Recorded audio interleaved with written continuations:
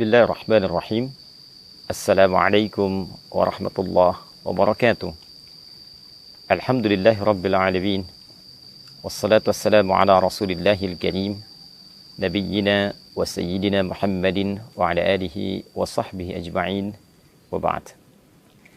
Saudara-saudariku dimanapun Anda berada, as-saimin was-saimat yang tengah menunaikan ibadah puasa Ramadan khususnya, semoga seluruh rangkaian ibadah kita yang kita tunaikan sampai dengan detik ini berkenan diterima oleh Allah Subhanahu wa taala.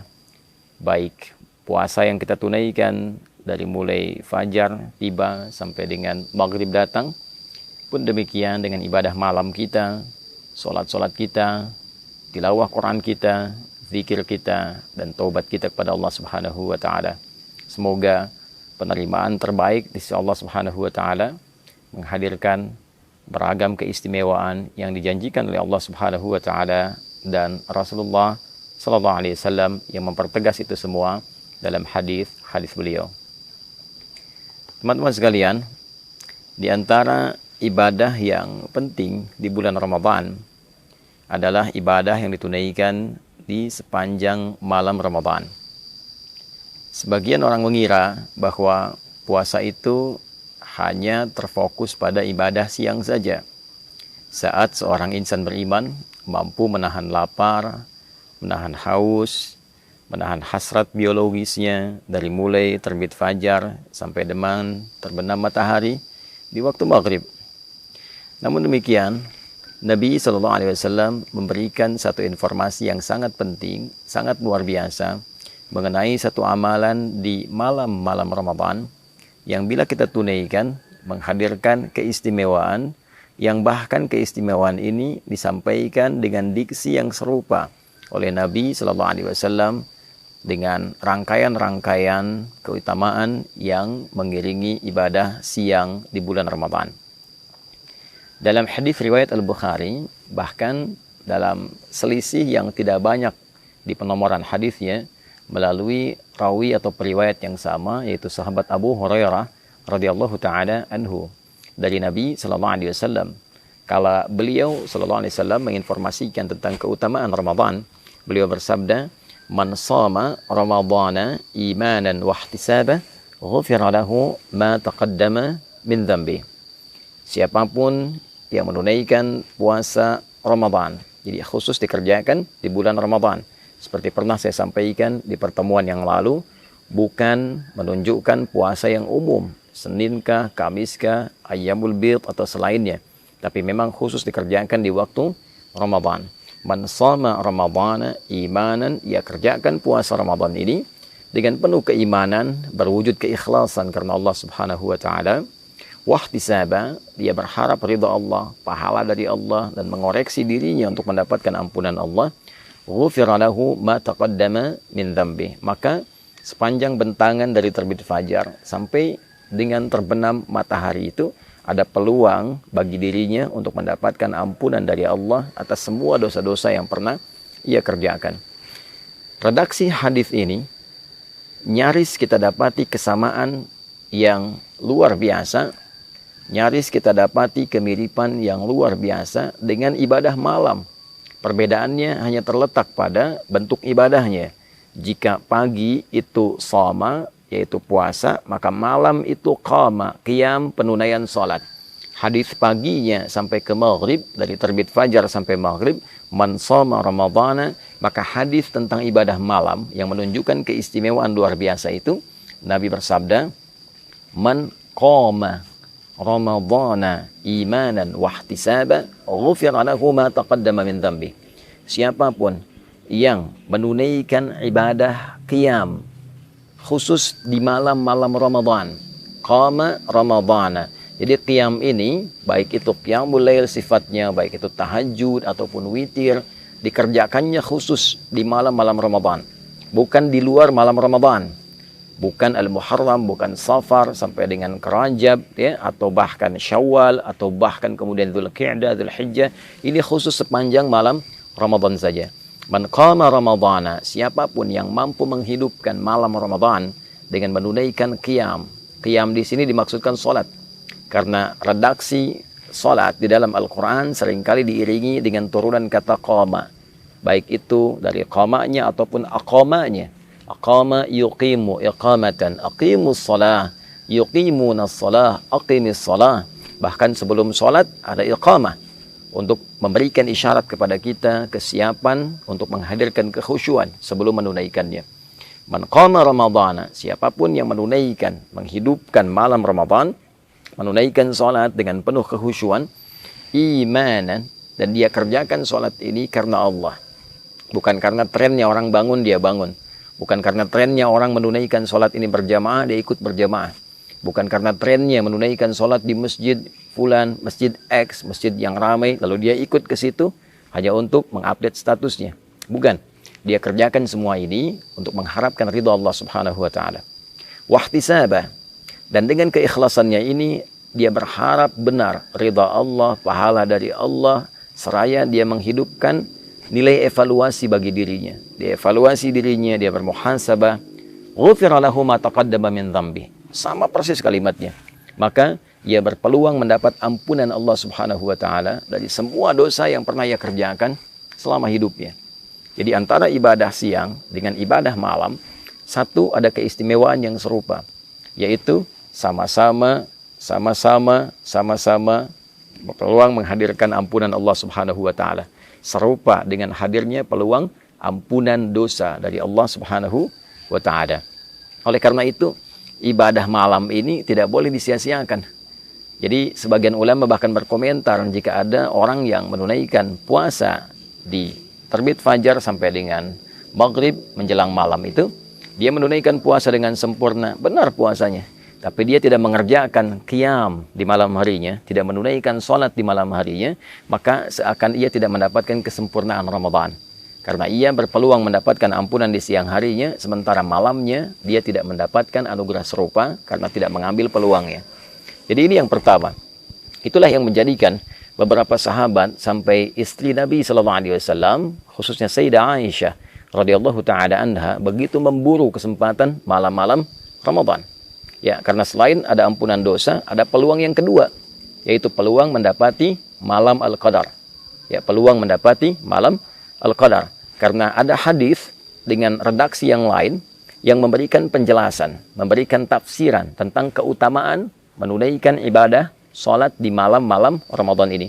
Jadi kalau hadis pertama tadi, man qama ramadhana imanan wa ihtisaba, maka hadis yang kedua, man qama lailatul qadri imanan wa ihtisaba, ghufira lahu ma taqaddama min dzambi. Jadi antara hadis satu dengan yang lainnya saling menafsirkan. Yang pertama menunjukkan jenis ibadahnya yaitu salat di malam-malam Ramadan. Yang kedua memberikan kesan bahwa di antara malam-malam penunaian Ramadan itu akan ada peluang satu malam yang istimewa, yaitu malam Al-Qadar.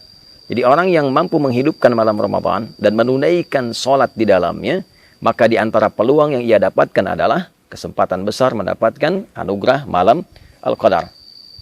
Untuk itulah kemudian Nabi SAW menegaskan, man qama lailatul qadri, siapapun yang mampu menunaikan sholat di malam Ramadan dan bertepatan malam itu dengan malam Al-Qadar, ghufira lahu ma taqaddama min dzambi, maka berpeluang ia mendapatkan semua ampunan dari beragam jenis dosa yang pernah ia kerjakan dalam hidupnya. Sampai satu ketika Al-Imam At-Tirmidzi mendokumentasikan satu hadis yang riwayatnya tersambung pada Sayyidah Aisyah radhiyallahu taala anha dari Nabi sallallahu alaihi wasallam, satu keterangan ketika beliau bertanya kepada Nabi sallallahu alaihi wasallam, qalat atau kama qalat, ya Rasulullah, ara'aita in 'alimtu ayya lailatul qadri ma aqulu fiha. Ya Rasulullah, bagaimana pendapat Anda sekiranya saya menyadari, saya merasakan malam ini ada getaran yang berbeda, ada tanda-tanda malam Al-Qadar. Maka kalau saya sedang menghidupkan malamnya, kemudian merasakan aura itu, doa apa yang harus saya bacakan? Doa apa yang Anda bimbingkan? Maka Nabi SAW mengatakan, faquli, maka katakanlah dengan kekhusyuan, dengan penuh harap, Allahumma innaka afuun tuhibbul afwa fa'fu anni. Riwayat lain, Allahumma innaka afuwun karim tuhibbul afwa fa'fu anni. Ya Allah, sungguh Engkau Maha Pemaaf. Sungguh Engkau Maha Penghapus dari seluruh noda dan kotoran yang pernah dikerjakan oleh hamba-Mu ini. Tuhibbul afwa, dan Engkau mencintai sifat maaf. Engkau mencintai hamba-Mu yang menengadah kepadamu, memohon pemaafan dan ampunan. Fa'fu anni, maka dengan segala sifat kelembutan kemuliaan-Mu ini dalam memberikan maaf, maafkan aku. Ampuni dosaku, hilangkan dan gugurkan seluruh kesalahanku. Nah, ini keutamaan ibadah di malam Ramadan. Jadi yang pertama, berpeluang menggugurkan dosa. Yang kedua, berpeluang mendapati malam Al-Qadar. Dan bonusnya adalah ampunan dosa dari Allah Subhanahu wa ta'ala. Adapun yang ketiga, ini yang paling menarik. Salat yang ditunaikan di malam Ramadan juga memberikan manfaat besar bagi kedamaian hati, ketenangan jiwa. Nah, orang-orang yang sering gelisah gitu kan, orang-orang yang diliputi oleh ketakutan berlebihan, ingin rapi, mendapatkan ketenangan jiwa, mendapatkan kedamaian, maka di antara tips yang disampaikan melalui riwayat-riwayat yang valid kepada kita adalah penunaian sholat di malam-malam Ramadan. Jika kita menunaikan satu ibadah, dan ibadah itu berdampak pada ketenangan jiwa kita, pada roh kita, roh yang mengisi nafas kita, jiwa kita, maka ibadah itu, pekerjaan itu disebut dengan tarwihah namanya. Rawwaha yurawwihu tarwihan. Wa tarwihatan sifatnya. Sesuatu yang bila dikerjakan memberikan ketenangan kepada jiwa. Bila kita kerjakan berkali-kali, sekali, dua kali, lalu jeda sebentar, lalu sambung lagi terus 3 kali, 4 kali, ada yang 11 kali, ada yang 23 kali, ada yang lebih daripada itu. Dia jamakkan hingga mendapatkan ketenangan dan kedamaian dalam hatinya itu, maka bentuk jamaknya disebut dengan tarawih. Itulah sebabnya sholat yang ditunaikan di malam-malam Ramadan disebut dengan tarawih, untuk memberikan kesan bahwa manfaat sholat ini, ya, selain sifatnya juga ditunaikan dengan ketenangan, manfaatnya adalah memberikan dampak kepada jiwa yang lebih damai, memberikan kondisi kepada jiwa yang lebih tenang. Jadi orang yang rajin menunaikan ibadah tarawih dan ditunaikan dalam keadaan tenang, dalam keadaan yang baik, itu dampaknya ke hati akan memberikan kedamaian yang tidak didapatkan dalam suasana-suasana yang lain. Itulah sebabnya kenapa ibadah ini diviralkan namanya dengan tarawih. Untuk memberikan motivasi kepada kita. Ayo, supaya hati kita lebih tenang, lebih damai. Yang kedua, ayo, lakukan dengan tenang. Bacaannya yang baik. Jangan buru-buru. Jangan tergesa-gesa. Lakukan dengan penuh kedamaian. Sampai mendapatkan gelombang, frekuensi-frekuensi ke dalam jiwa kita yang menghunjamkan kedamaian pada hati. Cari imam-imam yang baik, yang memberikan getaran-getaran yang menenangkan kepada jiwa. Nah, itulah manfaat ibadah-ibadah yang ditunaikan di malam Ramadan, khususnya sholat yang kita hidupkan sepanjang malam Ramadan. Jadi sholat tarawih, qiyam Ramadan bukan ibadah biasa. Sholat ini berpeluang menghadirkan ampunan Allah Subhanahu wa ta'ala. Sholat ini berpeluang menghadirkan keutamaan datangnya malam Al-Qadar. Sholat ini berpeluang memberikan kedamaian kepada jiwa. Masuk ke masjid dalam keadaan yang belum tentu damai sepenuhnya, pulang dalam keadaan yang tenang. Bila pun ajal tiba, wafat dalam keadaan tenang. Ditanya malaikat dalam keadaan tenang. Kembali kepada Allah dalam keadaan tenang.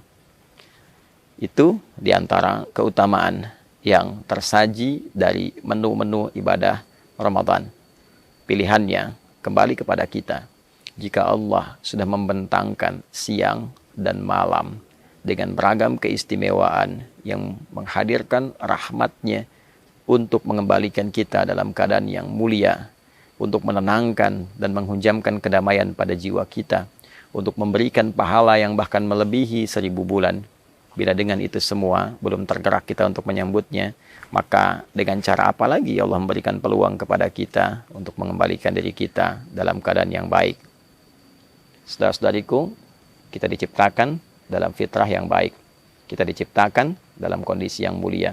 Ramadan memberikan peluang kepada kita untuk mengembalikan kita dalam keadaan fitrah yang baik dan mulia itu. Mari kita menyambutnya, mari kita hidupkan, dan semoga Allah memberikan kekuatan kita untuk mengoptimalkan semua amalan dan keistimewaan yang tadi disampaikan. Allahumma taqabbal minna innaka antas sami'ul alim wa tub 'alaina innaka antat tawwabur rahim. Allahumma ij'alna min muqimis salah wa nakhussuka ya Allah warzuqna ya arhamar rahimin bil quwwah wal hubba ya arhamar rahimin bil quwwah wal hubba tam li iqamati at-tarawih mukhlishina lakad din ya rabbal alamin. Sallallahu ala sayyidina Muhammad wa ala alihi wa sahbihi ajma'in wa akhiru da'wana alhamdulillahi rabbil alamin. Demikian Adi Hidayat, selamat berbuka. Kami dari Mira. Assalamualaikum warahmatullahi wabarakatuh.